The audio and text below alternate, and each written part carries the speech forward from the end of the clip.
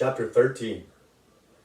Me and Winn Dixie got into a daily routine where we'd leave the trailer early in the morning and get down to Gertrude's Pets in time to hear Otis play his guitar music for the animals. Sometimes Sweetie Pie snuck in for the concert too. She sat on the floor and wrapped her arms around Winn Dixie and rocked him back and forth like he was a big old teddy bear. And when the music was over, she would walk around trying to pick out each pet she wanted. But she always gave up and went home because the only thing she really wanted, was a dog, like Winn Dixie. After she was gone, I would sweep up and clean up and even arrange some of Otis's shelves because he did not have an eye for arranging things, and I did. And when I was done, Otis would write down my time in a notebook that he had marked on the outside. 1 red leather collar, 1 red leather leash. And the whole time, he did not in any way ever act like a criminal.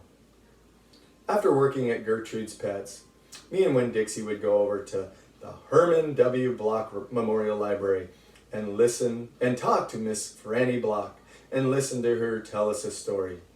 But my favorite place in the summer was to go to Gloria Dump's yard.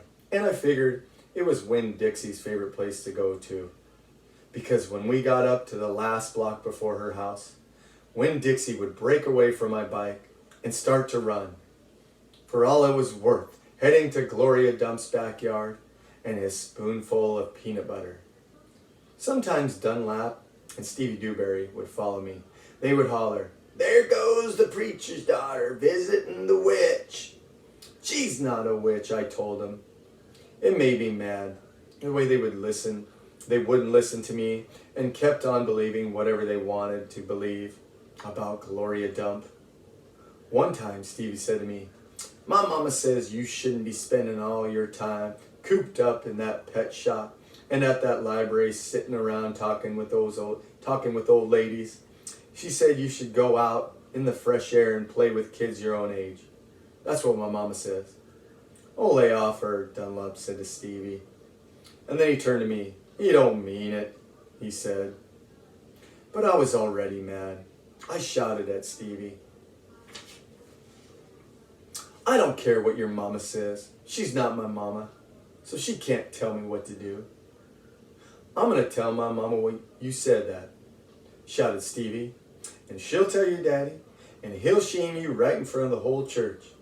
And that pet shop man is not like that. He's been in jail, and I wonder if your daddy knows that." "Otis is not like that," I said. "And my daddy knows he was in jail." But that was a lie. I didn't care. "And you can go ahead and tell on me if you want, you big, bald-headed baby." I swear, it about wore me out yelling at Dunlap and Steve Dewberry every day. By the time I got to Gloria Dump's yard, I felt like a soldier who had been fighting a hard battle. Gloria would make me a peanut butter sandwich straight off, and then would pour me a cup of coffee with half coffee, half milk, and that would refresh me. "Why don't you play with them boys?" Gloria asked. "Because they're ignorant," I told her.